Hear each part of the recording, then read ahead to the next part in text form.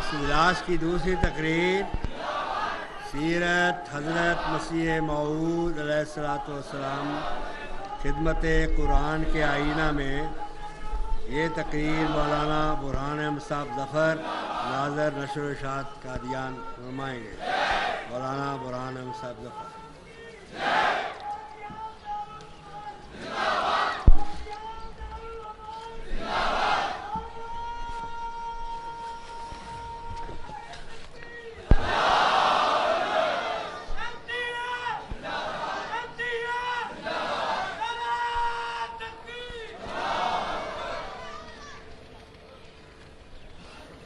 اشہد ان لا الہ الا اللہ وحدہ لا شریک لہ واشہد ان محمدا عبدہ ورسولہ اما بعد فاعوذ باللہ من الشیطان الرجیم بسم اللہ الرحمن الرحیم۔ دل میں یہی ہے ہر دم تیرا صحیفہ چوموں، قرآن کے گرد گھوموں، کعبہ میرا یہی ہے۔ واجب الاحترام صدر اجلاس و سامعین کرام، خاکسار آج کی اس بابرکت مجلس میں سیرت حضرت مسیح موعود علیہ الصلوۃ والسلام خدمت قرآن کی روشنی میں اس موضوع پر کچھ کہنے کے لیے کھڑا ہوا ہے۔ سیدنا حضرت اقدس مسیح موعود علیہ الصلوۃ والسلام کی پیدائش اسی قادیان کی مقدس بستی میں 20 فروری سن 1835 بمطابق 14 شوال 1250 ہجری بروز جمعۃ المبارک ہوئی۔ آپ کے والد کا نام مرزا غلام مرتضیٰ صاحب تھا۔ آپ کا خاندان اس علاقہ میں ایک رئیس خاندان کی حیثیت سے جانا جاتا تھا۔ حضرت مسیح موعود علیہ الصلوۃ والسلام جب کچھ بڑے ہوئے تو آپ کی تعلیم کے لیے آپ کے والد صاحب نے ایک بزرگ جن کا نام نامی فضل الہی تھا کو مقرر فرمایا، جن سے آپ نے قرآن شریف اور چند فارسی کی کتب پڑھی۔ اس کے بعد فضل احمد صاحب سے آپ نے عربی کی ابتدائی تعلیم حاصل کی۔ آپ کی تعلیم کسی اسکول یا کالج میں نہ ہوئی تھی، بلکہ گھر میں ہی رہ کر ان چند افراد سے آپ نے ابتدائی تعلیم حاصل کی۔ جس زمانہ میں آپ کی پیدائش ہوئی وہ زمانہ اسلام پر چوطرفہ حملوں کا زمانہ تھا۔ مسلمان عیسائیت، برہمو سماج، آریہ سماج کے حملوں کی تاب نہ لا کر ان میں شامل ہو رہے تھے، اور یہ وہی زمانہ تھا جس کے متعلق قرآن کریم کی یہ پیش گوئی پوری ہو رہی تھی کہ وقال الرسول یا رب ان قوم اتخذوا ھذا القرآن مہجورا، یعنی اور رسول نے کہا اے میرے رب، میری قوم نے تو اس قرآن کو پیٹھ کے پیچھے ڈال دیا ہے۔ قرآن کریم کی اس پیش گوئی کے مطابق ہمارے آقا و مولا حضرت محمد مصطفیٰ صلی اللہ علیہ وسلم کی ایک حدیث بھی ملتی ہے۔ آپ صلی اللہ علیہ وسلم فرماتے ہیں لا یبقى من الاسلام الا اسمہ ولا یبقى من القرآن الا رسمہ، کہ ایک زمانہ اسلام پر ایسا آتا ہے کہ اسلام کا صرف نام ہی رہ جائے گا اور قرآن صرف لکھائی میں ہوگا۔ سامعین، آپ یقین جانیے کہ حضرت صلی اللہ علیہ وسلم کی یہ پیش گوئی اور قرآن کریم کی یہ پکار حضرت مسیح موعود علیہ الصلوۃ والسلام کے زمانہ میں لوگوں نے خود سنی۔ اسی بات کا ذکر علامہ حالی نے ایک جگہ کیا ہے۔ وہ کہتے ہیں رہا دین باقی نہ اسلام باقی، فقط اسلام کا رہ گیا نام باقی۔ اور علامہ اقبال نے یوں کہا تھا شور ہے ہو گئے مسلمان، شور ہے ہو گئے دنیا سے مسلمان نابود، ہم یہ کہتے ہیں کہ تھے بھی کہیں مسلم موجود، وضع میں تم ہو نصارہ تو تمدن میں ہنود، یہ مسلمان ہیں جنہیں دیکھ کے شرمائیں یہود، یوں تو سید بھی ہو، مرزا بھی ہو، افغان بھی ہو، تم سبھی کچھ ہو، بتاؤ تو مسلمان بھی ہو۔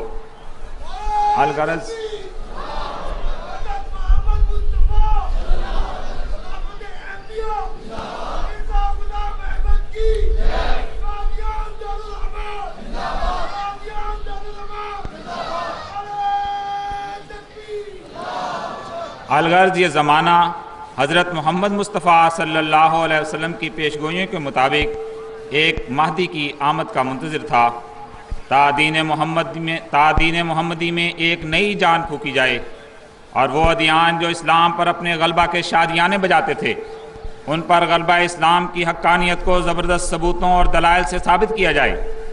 پس خدا تعالیٰ نے اسی غرض سے حضرت مرزا غلام احمد صاحب قادیانی کو مسیح موعود اور مہدی موعود بنا کر بھیجا، اور آپ کی زندگی کا ایک ایک پہلو خدمت قرآن سے معمور دکھائی دیتا ہے۔ حضرت مسیح موعود علیہ السلام اسلام پر ہونے والے حملوں اور معاندین اسلام کے اعتراضوں کو دیکھ رہے تھے۔ آپ کے دل میں ان سے مقابلہ کے لیے جوش پیدا ہوا کہ آپ خدا تعالیٰ سے براہ راست تعلق قائم کر کے اس پر کامیابی حاصل کریں۔ اس لیے شروع دن سے ہی آپ بڑی کثرت کے ساتھ قرآن کریم کا مطالعہ کیا کرتے۔ آپ کو قرآن کریم سے بے انتہا محبت تھی۔ یہی محبت آگے چل کر خدمت قرآن میں تبدیل ہو گئی۔ اس سلسلہ میں چند واقعات آپ کے سامنے پیش کرتا ہوں۔ تاریخ میں آتا ہے کہ پٹیالہ کے غیر احمدی تحصیلدار منشی عبدالواحد صاحب، جو کثرت سے حضرت مرزا غلام مرتضیٰ صاحب کے پاس قادیان آیا کرتے تھے، اور جنہیں بچپن سے ہی حضور کو بار بار دیکھنے کا موقع ملا تھا، وہ شہادت دیتے ہیں کہ حضور 14-15 سال کی عمر کے ہی ہوں گے کہ سارا دن قرآن پڑھتے رہتے تھے اور حاشیہ پر نوٹ لکھتے رہتے تھے۔ اور آپ کے والد مرزا غلام مرتضیٰ صاحب فرماتے ہیں کہ یہ کسی سے غرض نہیں رکھتا، سارا دن مسجد میں رہتا ہے اور قرآن شریف پڑھتا رہتا ہے۔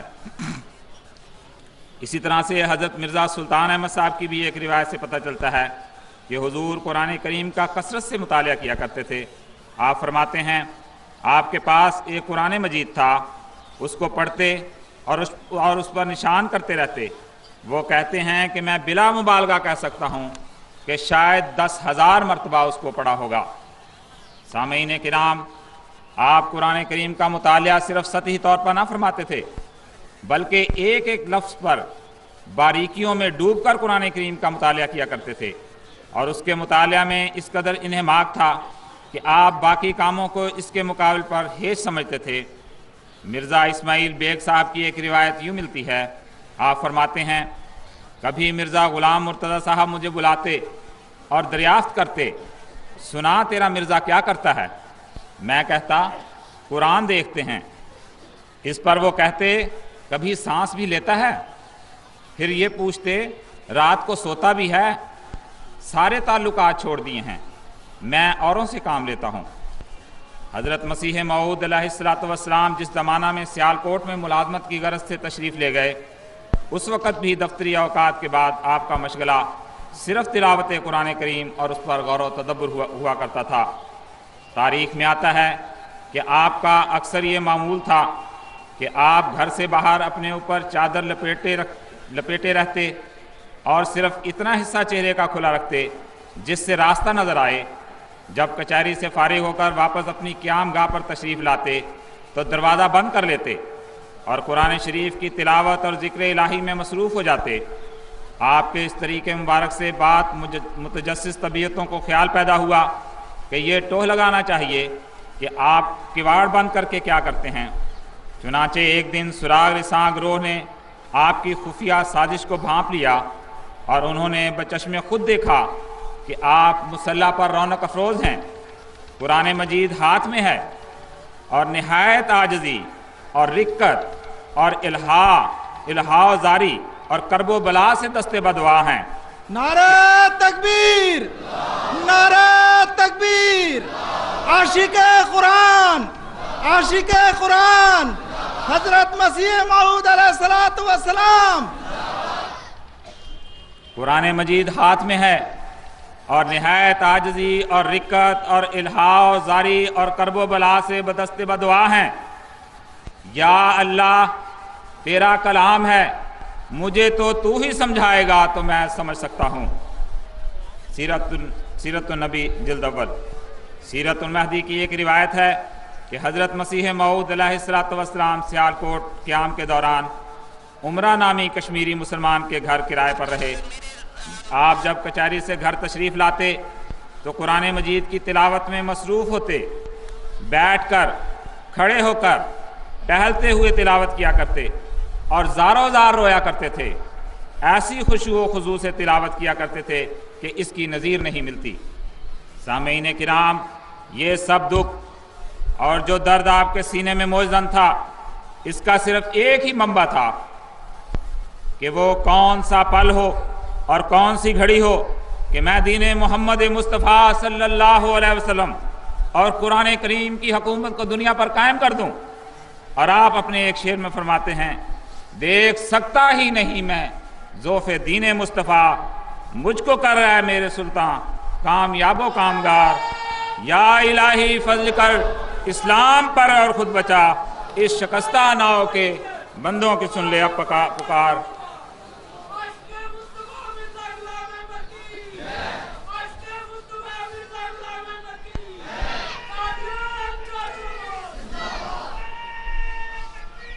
حضور فرماتے ہیں، یا الہی فضل کر اسلام پر اور خود بچا، اس شکستہ ناؤ کے بندوں کی سن لے اب پکار۔ ایک عالم مر گیا ہے تیرے پانی کے بغیر، پھیر دے اے میرے مولا اس طرف دریا کی دھار۔ حضرت مسیح موعود علیہ السلام کی سیرت پر غور کریں تو آپ کی سیرت میں قرآن کریم کے کئی پہلو دکھائی دیتے ہیں اور ان کا احاطہ کرنا ممکن ہی نہیں۔ تاہم میں اس سلسلہ میں اختصار سے وقت کی رعایت کو ملحوظ رکھتے ہوئے کچھ عرض کروں گا۔ خدمت قرآن کا ایک پہلو کلمی جہاد سے تعلق رکھتا ہے۔ حضرت مسیح موعود علیہ السلام کا زمانہ وہ زمانہ تھا جس کو کلمی جہاد کا زمانہ کہا جا سکتا ہے، اور یہ وہ زمانہ تھا جس میں عیسائیت، آریہ سماج اسلام پر قلم کے ذریعہ سے حملہ آور تھے اور اسلام کے خلاف اور حضور صلی اللہ علیہ وسلم کے خلاف بے شمار کتابیں لکھی جا رہی تھیں۔ اسلام اور قرآن مجید کو ہر لحاظ سے مغلوب کیا جا رہا تھا۔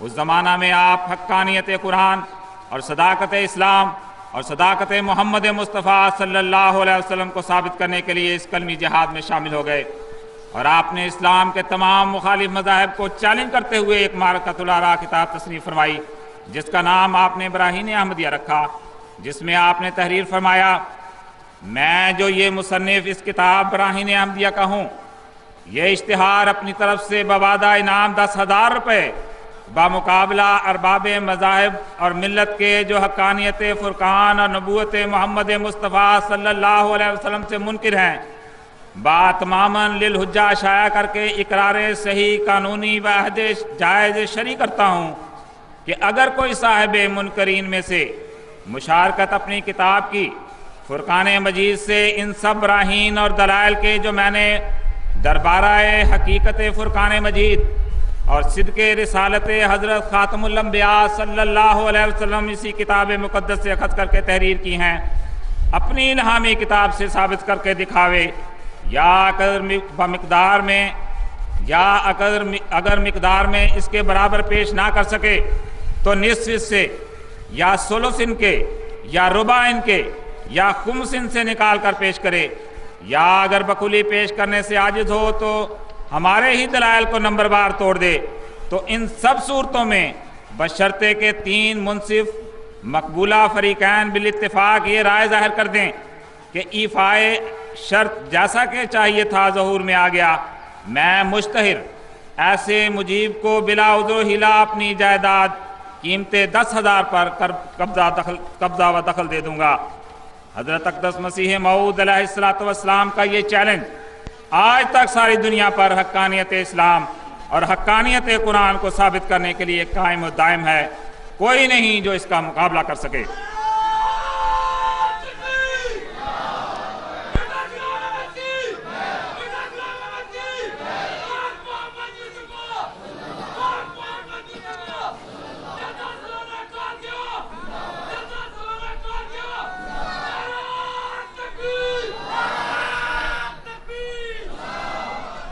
حضرت صوفی احمد جان صاحب کو جب پہلی مرتبہ براہین احمدیہ کی زیارت نصیب ہوئی تو وہ اپنی دوربین نگاہوں سے حضرت کا مقام عالی اور آپ کے اونچے مرتبہ کو بھانپ گئے اور ہزار جان سے فریفتہ ہو کر پکار اٹھے، سب مریضوں کی ہے تمہیں پہ نظر، تم مسیحا بنو خدا کے لیے۔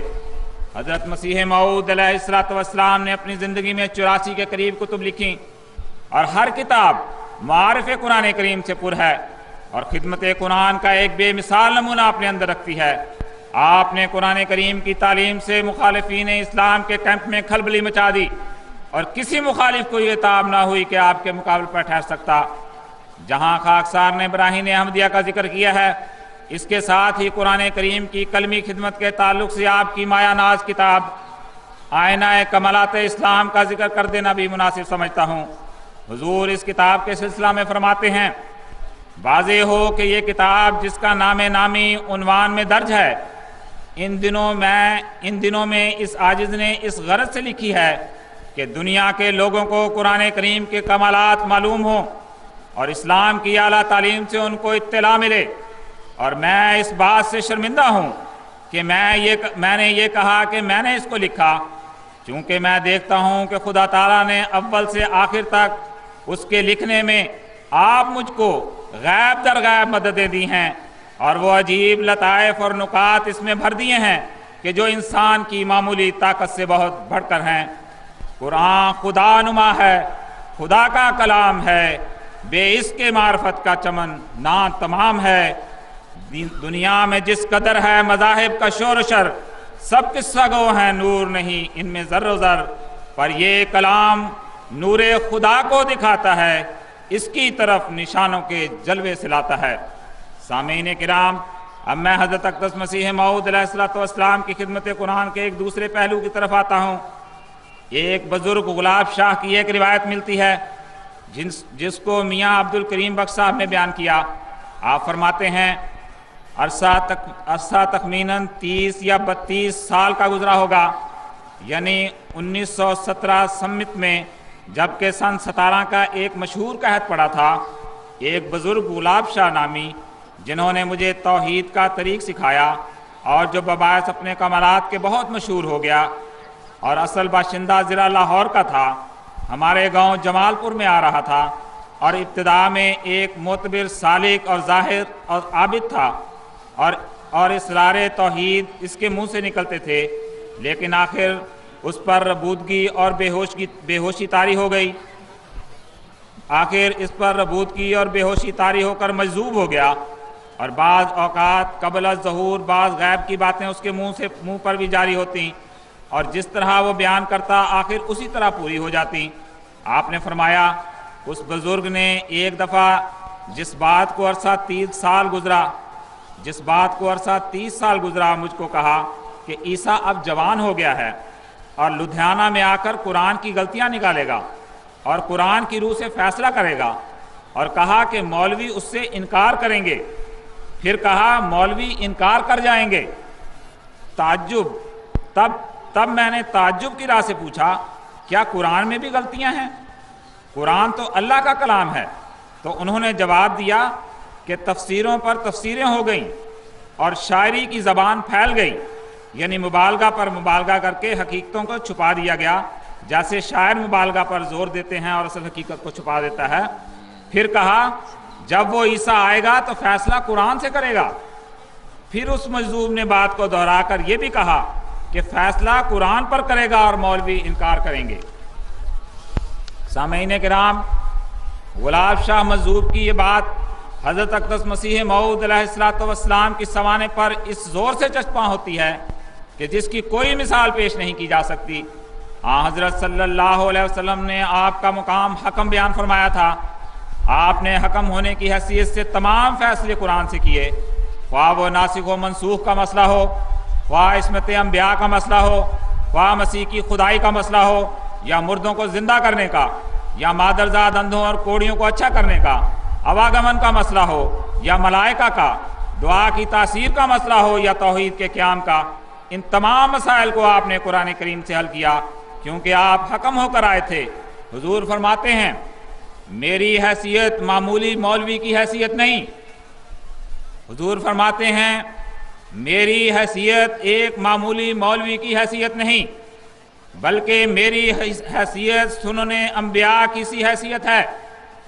मुझे एक समावी आदमी मानो, मुझे एक समावी आदमी मानो, फिर ये झगड़े और तमाम नज़ाएं जो मुसलमानों में पड़ी हैं एक दम में तय हो सकती हैं। जो खुदा की तरफ से हकम बन कर आया है, यानी माने कुरान करीम के, जो माने कुरान करीम के वो करेगा वही सही होंगे, और जिस हदीस को वो सही करार देगा वही हदीस सही होगी।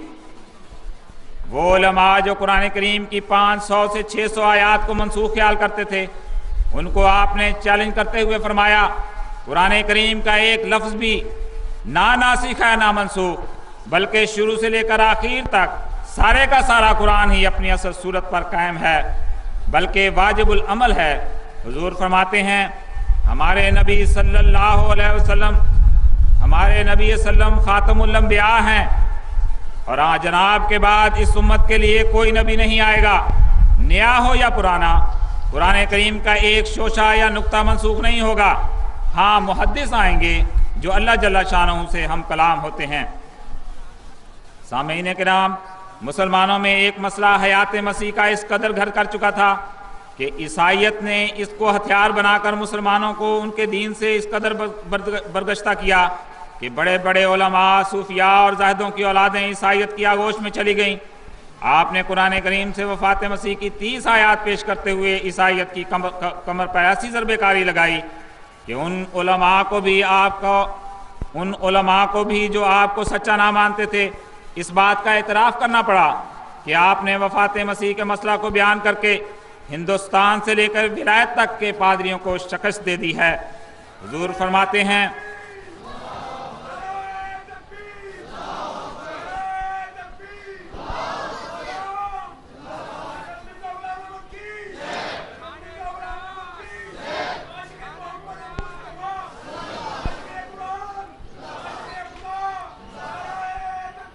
हुजूर फरमाते हैं ये सच्ची बात है कि ईसा अलैहिस्सलाम वफात पा चुके हैं, और मैं खुदा की कसम खा कर कहता हूँ जो मऊद आने वाला था वो मैं ही हूँ। और ये भी पक्की बात है कि इस्लाम की ज़िंदगी ईसा के मरने में है। हज़रत मसीह मऊद अलैहिस्सलाम को खुदा ताला खुद इल्म कुरान अता फरमा रहा था, और शुरू से ही आपका फ़हम कुरान दुनिया के दीगर उलमा और फ़िलासफ़रों और मुफक्किरों से बिल्कुल मुख्तलिफ था। तारीख़ में आता है कि हज़रत मसीह मऊद अलैहिस्सलाम जिस ज़माना में सियालकोट में मुलाजमत करते थे, उस दौरान सर सैयद अहमद खान साहब ने कुरान करीम की तफसीर लिखनी शुरू की। इस तफसीर को हज़रत मसीह मऊद अलैहिस्सलाम ने भी देखा। इस सिलसिला में मोहतरम मीर हुसैन साहब बयान करते हैं, एक दफ़ा 1877 में आप यानी हज़रत मसीह मऊद अलैहिस्सलाम सियालकोट तशरीफ़ लाए और लाला भीम सैन साहब के मकान पर क़याम फरमाया, और बतकरीब दावत हकीम हुसामुद्दीन साहब के मकान पर तशरीफ़ लाए। उसी साल से सैयद अहमद खान साहब गफ़िर लहू ने कुरान शरीफ की तफसीर शुरू की थी। 3-4 रकू की तफसीर यहाँ मेरे पास आ चुकी थी। जब मैं और शेख अल्लाहदास साहब मिर्ज़ा साहब की मुलाकात के लिए लाला भीम सैन साहब के मकान पर गए तो असनाए गुफ्तगू में सर सैयद साहब का जिक्र हुआ। इतने में तफसीर का जिक्र भी आ गया। राकिब ने कहा कि 3 रकूओं की तफसीर आ गई है, जिसमें दुआ और नज़ूल वही की बहस आ गई है। फरमाया कल जब आप आवें तो तफसीर लेते आवें। जब दूसरे दिन वहाँ गए तो तफसीर के दोनों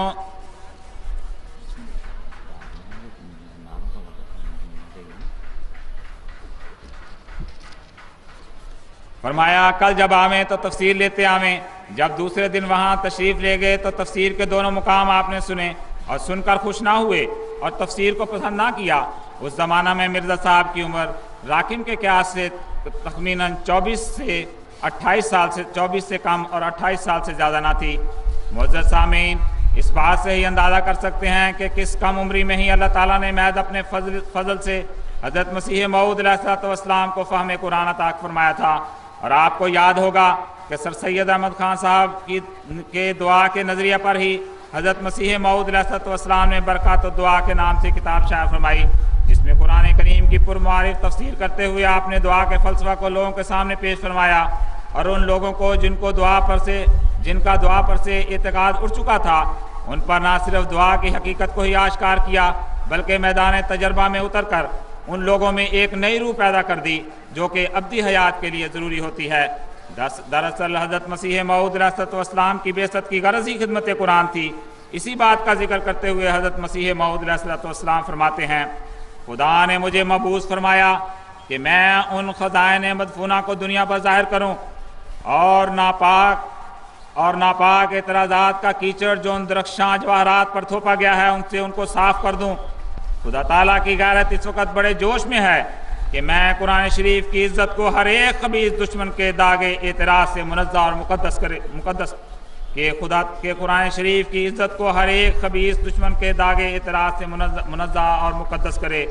نیز ایک دوسری جگہ فرماتے ہیں، وہ خدا جو رحمان ہے وہ اپنے خلیفہ سلطان کے لیے مندرجہ ذیل حکم صادر کرتا ہے کہ اس کو ایک ملک عظیم دیا جائے گا اور خزائن و معارف اس کے ہاتھ پر کھولے جائیں گے اور زمین اپنے رب کے نور سے روشن ہو جائے گی، اور یہ خدا تعالیٰ کا فضل ہے اور تمہاری آنکھوں میں عجیب۔ اس جگہ بادشاہت سے مراد دنیا کی بادشاہت نہیں اور نہ خلافت سے مراد دنیا کی خلافت، بلکہ جو مجھے دیا گیا وہ محبت کی بادشاہت اور معارف الہی کے خزانے ہیں جن کو بفضل ہی تعالیٰ اس قدر دوں گا کہ لوگ لیتے لیتے تھک جائیں گے۔ نیز فرمایا، سو اب وہی وقت آ گیا، اب وہ وقت نادان مولویوں کے رکنے سے نہیں رک سکتا۔ اب وہ ابن مریم جس کا روحانی باپ زمین پر بجز معلم حقیقی کے کوئی نہیں، جو اس وجہ سے آدم سے بھی مشابہت رکھتا ہے، بہت سا خزانہ قرآن کریم کا لوگوں میں تقسیم کروں گا، یہاں تک کہ لوگ قبول کرتے کرتے تھک جائیں گے اور لا یقبلہ احدن کا مصداق بن جائیں گے، اور ہر ایک طبیعت اپنے ظرف کے مطابق اس سے پر ہو جائے گی۔ باغ مرجھایا ہوا تھا، گر گئے تھے سب ثمر، میں خدا کا فضل لایا، پھر ہوئے پیدا ثمار۔ وہ خزائن جو ہزاروں سال سے مدفون تھے، اب میں دیتا ہوں اگر کوئی ملے امیدوار۔ کیونکہ وقت بہت کم رہ گیا ہے، اس لیے میں کچھ اپنی تقریر کے حصے کو چھوڑتا ہوں، بلکہ ختم ہی ہو رہا ہے۔ حضرت مسیح موعود علیہ السلام نے اسی زمانہ میں خدمت پر معمور فرمایا تھا، اور وہ تمام حقائق قرآنیہ جو ضرورت زمانہ کے لحاظ سے اسبق ضروری تھے وہ آپ پر ظاہر فرمائے، تا اسلام اور قرآن کا غلبہ تمام ادیان پر ہو۔ اسی بات کا ذکر کرتے ہوئے حضور فرماتے ہیں، جس قدر حق کے مقابل پر اب معقول بندوں کے دلوں میں اوہام پیدا ہوئے ہیں اور عقلی اعتراضات کا ایک طوفان برپا ہوا، اس کی نظیر کسی زمانہ میں نہیں پائی جاتی۔ لہذا ابتدا سے اس امر کو بھی ان اعتراضات کا براہین شافیہ و کافیہ سے بحوالہ آیت قرآن مجید بکلی استحصال کر کے تمام ادیان باطلہ پر فوقیت اسلام ظاہر کر دی جائے، اسی زمانہ پر چھوڑا گیا تھا، کیونکہ پیش از ظہور مفاسد، ان مفاسد کی اصلاح کا تذکرہ محض بے محل تھا۔ اسی وجہ سے حکیم مطلق نے ان حقائق اور معارف کو اپنی کلام میں مخفی رکھا اور کسی پر ظاہر نہ کیا جب تک کہ ان کے اظہار کا وقت آ گیا۔ ہاں، اس وقت اس نے پہلے سے اپنی کتاب عزیز میں خبر دے رکھی تھی، جو آیت هو الذی ارسل رسولہ بالہدی میں صاف اور کھلے طور پر مرقوم ہے۔ سو اب وہی وقت ہے جو ہر ایک شخص روحانی روشنی کا محتاج ہو رہا ہے۔ سو خدا تعالیٰ نے اسی روشنی کو دے کر ایک شخص کو دنیا میں بھیجا۔ وہ کون ہے؟ یہی ہے جو بول رہا ہے۔ سامعین کرام، حضرت مسیح موعود علیہ السلام نے وہ خزائن دنیا کے سامنے پیش کیے جو 1300 سال تک کسی نے پیش نہ کیے تھے۔ وہ معارف و حقائق جو آپ نے بیان فرمائے وہ خدا تعالیٰ کا ایک انعام تھا جو آپ ہی کے وجود سے خاص تھا۔ حضرت مسیح موعود علیہ السلام اپنے ایک فارسی شعر میں فرماتے ہیں، علم قرآن، علم طیب زباں، علم غیب از وحی خلاق جہاں، این سا علم چون نشان ہاتھ تادان، ہر سا ہم چون شاہدان استادان۔ یعنی قرآن کا علم، اس پاک زبان کا علم اور الہام الہی سے غیب کا علم، یہ تینوں علم مجھے نشان کے طور پر دیے گئے ہیں اور تینوں بطور گواہ کے میری تائید میں کھڑے ہیں۔ حضرت اقدس مسیح موعود علیہ السلام نے قرآن کریم کی تفسیر لکھنے اور قرآن کے حقائق اور معارف بیان کرنے کو اپنی صداقت کا نشان ٹھہرایا ہے۔ حضور فرماتے ہیں، ہمارے مخالف کسی صورت قرآنی کو بالمقابل تفسیر بناویں یعنی روبرو ایک جگہ بیٹھ کر بطور فعال قرآن شریف کھولا جاوے اور پہلی 7 آیتیں جو نکلیں ان کی تفصیل میں بھی عربی میں لکھوں اور میرا مخالف بھی لکھے، اگر میں حقائق و معارف کے بیان کرنے میں صریح غالب نہ رہوں تو بھی میں جھوٹا ہوں۔ حضرت اقدس مسیح موعود علیہ الصلوۃ والسلام نے اپنے مخالف علماء کو سورہ فاتحہ یا پھر کسی اور جگہ کی 7 آیات کی عربی زبان میں تفسیر لکھنے کی دعوت دی، لیکن آپ کے مقابلے پر کسی کو آنے کی تاب نہ ہوئی۔ اللہ تعالیٰ نے حضور کو یہ بشارت دی تھی کہ اگر مولوی محمد حسین بٹالوی یا کوئی دوسرا ان کا ہم مشرب مقابلہ پر آوے تو شکست فات اٹھا کر سخت ذلیل ہوگا، جس پر حضور نے 30 مارچ سن 1893 کو بذریعہ اشتہار مولوی محمد حسین صاحب بٹالوی کو چیلنج دیا کہ وہ 40 دن آپ کے مقابلے میں قرآن اندازی سے قرآن مجید کی کسی صورت کی فصیح و بلیغ اور مکفّہ عربی عبارت میں تفسیر لکھیں جس میں معارف جدیدہ ہوں۔ اگر مولوی صاحب حقائق و معارف کے بیان کرنے اور فصیح اور بلیغ عربی لکھنے میں آپ کے برابر بھی رہے تو آپ اپنی خطا کا اقرار کر لیں گے اور اپنی کتابیں جلا دیں گے، اور اگر مولوی محمد حسین صاحب بٹالوی پر میں غالب نہ ہوں تو مولوی صاحب کو توبہ کا اعلان کرنا ہوگا۔ حضرت اقدس مسیح موعود علیہ الصلوۃ والسلام کے اس اعلان کے بعد تو یوں ہوا کہ گویا سب علماء بشمول مولوی محمد حسین صاحب بٹالوی سب کو سانپ سونگ گیا اور کسی نے آپ کے مقابل عربی میں قرآنی تفسیر لکھنے کی جرت نہ کی۔ اس پر آپ نے سورہ فاتحہ کی عربی تفسیر صرف 1 ہفتہ میں لکھی، جس میں حضرت صلی اللہ علیہ وسلم کی شان میں 4 قصائد بھی لکھے اور کرامات الصادقین کے نام سے یہ رسالہ شائع فرمایا۔ اگرچہ آپ نے یہ قصائد اور تفسیر صرف 1 ہفتہ میں لکھی تھی، مگر آپ نے مولوی محمد حسین صاحب بٹالوی اور ان کے ہم مشرب علماء کو 1 ماہ کی مہلت دیتے ہوئے اعلان فرمایا اگر وہ اس رسالہ کی اشاعت سے 1 ماہ کے اندر تک 1 ماہ کے عرصہ تک اس کے مقابلے پر اپنا فصیح و بلیغ رسالہ شائع کر دیں جس میں ایسے ہی حقائق اور معارف اور بلاغت کے التزام سے سورہ فاتحہ کی تفسیر ہو جو اس رسالہ میں لکھی گئی ہے تو ان کو 1000 روپیہ انعام دیا جائے گا۔ سامعین کرام، کرامات الصادقین کا شائع ہونا تھا کہ مولوی محمد حسین بٹالوی اور ان کے ہم نواؤں کی زبان پر مہر لگ گئی اور انہیں عمر بھر اس کے جواب میں قلم اٹھانے کی جرت نہ ہوئی۔ حضرت اقدس مسیح موعود علیہ الصلوۃ والسلام فرماتے ہیں